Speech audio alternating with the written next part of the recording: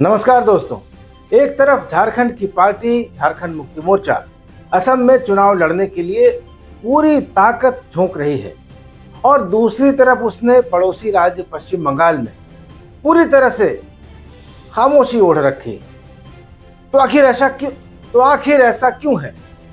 क्या यह सिर्फ जेएमएम की विस्तार की राजनीति है या इंडिया ब्लॉक के अंदर छुपा कोई बड़ा टकराव है? और सबसे बड़ा सवाल ये कि क्या झारखंड मुक्ति मोर्चा असम में कांग्रेस का खेल बिगाड़ने जा रहा है? दोस्तों, आज की यह रिपोर्ट सिर्फ एक चुनाव की रिपोर्ट नहीं है। यह कहानी है सत्ता की रणनीति की, गठबंधन की मजबूरियों की और राष्ट्रीय राजनीति में एंट्री पाने की कोशिश की। झारखंड मुक्ति मोर्चा ने असम विधानसभा चुनाव को लेकर जिस तरह की आक्रामक तैयारी दिखाई है, उसने झारखंड से लेकर दिल्ली तक सियासी हलचलों को बढ़ा दिया है। लेकिन सवाल वही है, जेएमएम असम में तो एक्टिव है, लेकिन बंगाल में चुप क्यों है? दोस्तों, आइए पहले असम को समझते हैं।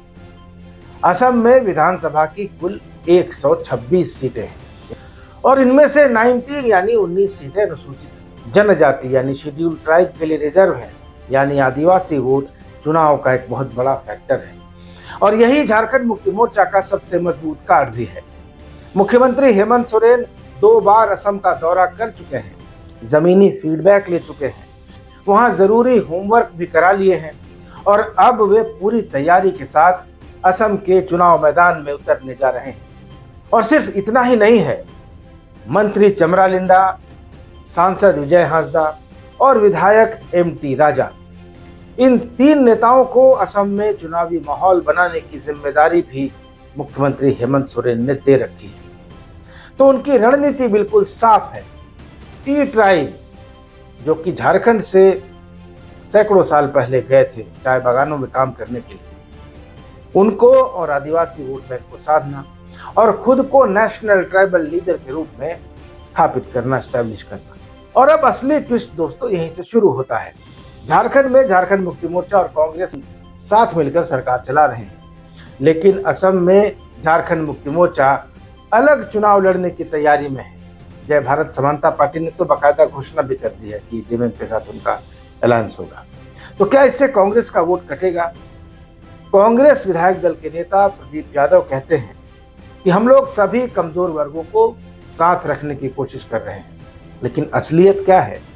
अगर जेएमएम अलग लड़ता है तो आदिवासी वोट बटेंगे और इसका फायदा सीधे भारतीय जनता पार्टी को हो सकता है। तो इंडिया ब्लॉक बाहर से तो मजबूत दिखता है, लेकिन अंदर उसमें कई फाके हैं और बीजेपी ने इस मुद्दे को तुरंत पकड़ लिया है। भाजपा की नेता और पूर्व मंत्री नीरा यादव ने कहा है कि इन लोगों को सिर्फ सत्ता चाहिए, इनको जनता से कोई मतलब नहीं।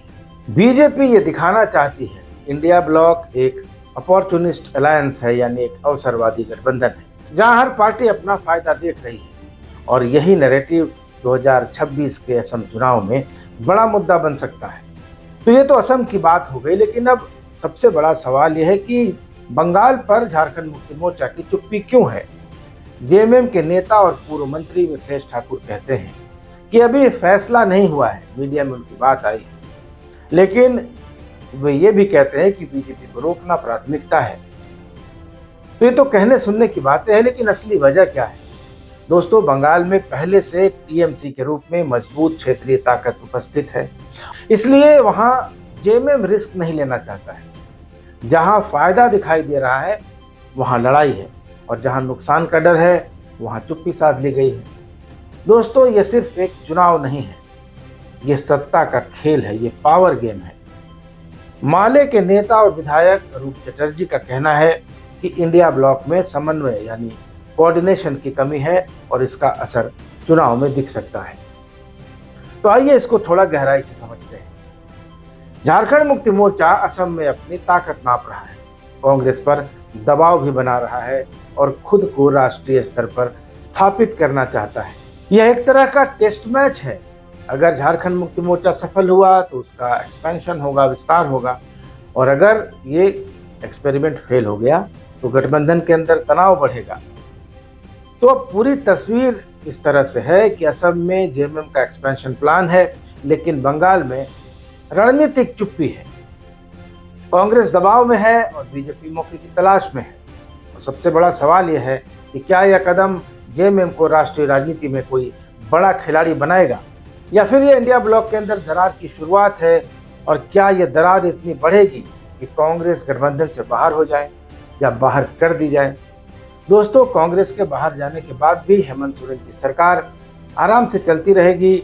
उनको बहुमत के लिए सिर्फ एक विधायक का समर्थन चाहिए होगा अगर कांग्रेस बाहर जाती है तो, और जयराम महतो समर्थन प्लेट में लेकर घूम रहे हैं। तो क्या होगा ये आगे चुनाव के बाद पता चलेगा। लेकिन आप क्या सोचते हैं, अपने राय कमेंट बॉक्स में जरूर बताइएगा। वीडियो पसंद आया होगा तो उसको लाइक कीजिए, शेयर कीजिए और चैनल को सब्सक्राइब जरूर कर लीजिएगा। अगले वीडियो में मिलेंगे, तब तक इजाजत दीजिए। धन्यवाद, नमस्कार।